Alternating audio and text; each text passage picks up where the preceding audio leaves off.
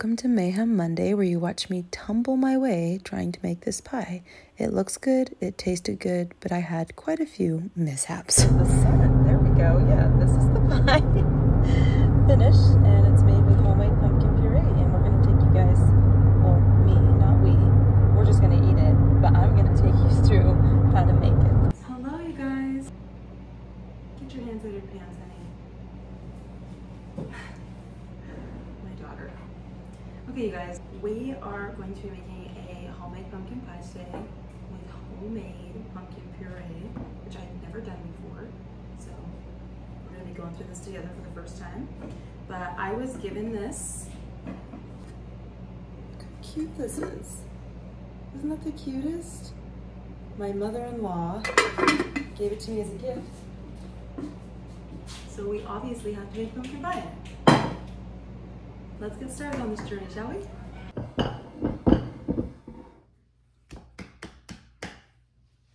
We will begin with making our pie crust. I use a classic butter Crisco pie crust. Feel free to use whatever you use for your pie. It can be all butter, it can be half butter, half Crisco, whatever you prefer. And it's going to go in the fridge at least 1 hour before using it, or overnight, which creates an even better crust if you don't know. When making pie crust, you want to be conscious of not adding too much water and it not having enough water, as well as not over kneading the dough, because this can result in a tough pie crust texture, which we do not want. First things first, we're going to set our oven to the temperature we need while we're preparing the pumpkin. Oops, I literally always do that. So I grabbed 2 pumpkins because I wasn't sure if one was going to be enough. This is no joke to cut, I'll tell you that. Be careful.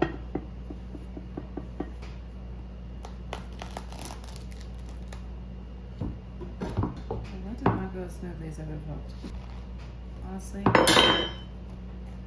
this is how I did it as a kid.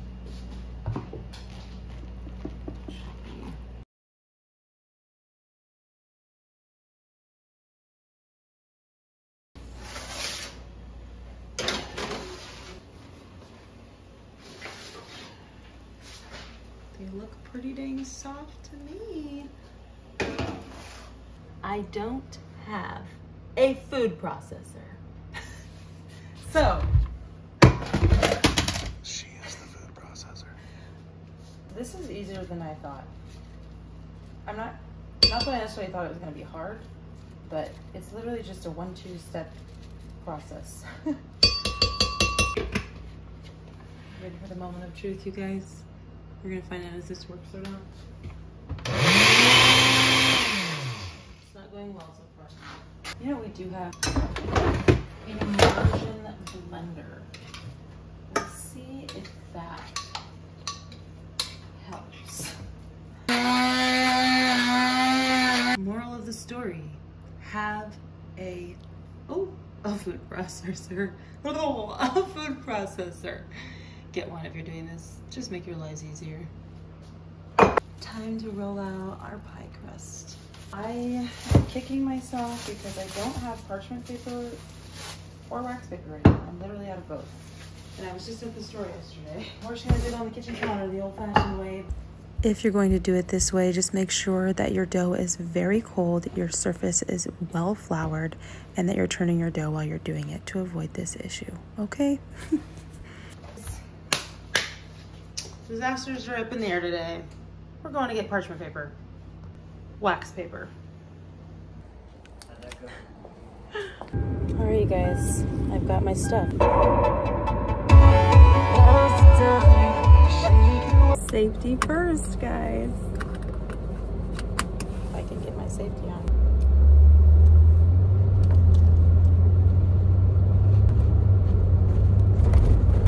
You guys are set up on top of a baby bag right now. Let's retrieve back to disaster land with the right stuff.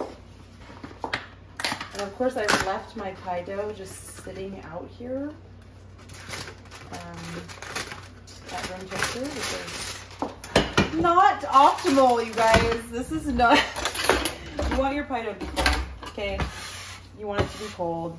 You don't want warm pie dough. But nobody else is getting this pie except for us, so it doesn't matter. And I don't care that much because it's gonna taste fine.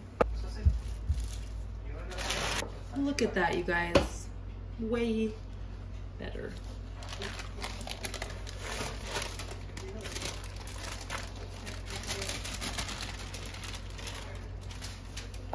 Easy peasy lemon squeezy, folks. And that is why you want wax paper, okay? Don't be like me. There's a million different ways to do this with your pie. Can't think of the term right now. Some fancy term for doing this to your pie. You can do it like this. You can do it with your knuckle. Right now I'm doing it like this. This doesn't need to be perfect, but this is how I did mine.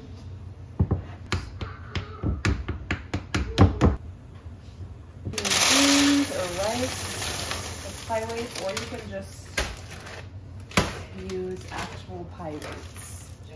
I obviously overfilled this. Don't need this many beans. Bake at 375 for 20 minutes with the beans and an extra optional 10 minutes without. I had some spare pie dough after I was done, and usually most people do. And I just like to roll it out and make some extra designs for the pie. You can do this with literally any pie, and it just kind of elevates the look. With these, they go in the oven at 375 or 400 until golden brown. Homemade pumpkin puree. Do 1 3 large egg yolks. Ooh.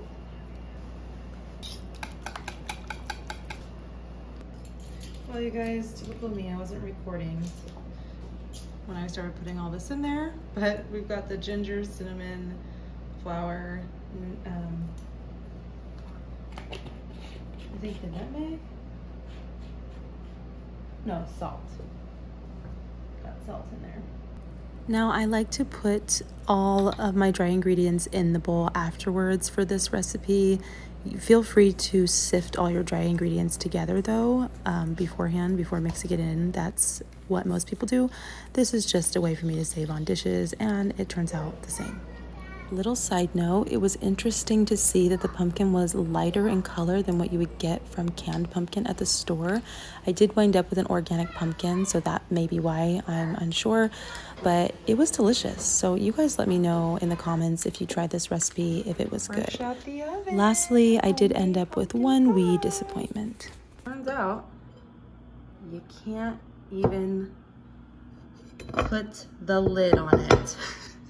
All right, you guys, well, that's a wrap. Thank you for tuning in to this introduction of my Mayhem Mondays, and I do hope to see you guys next time.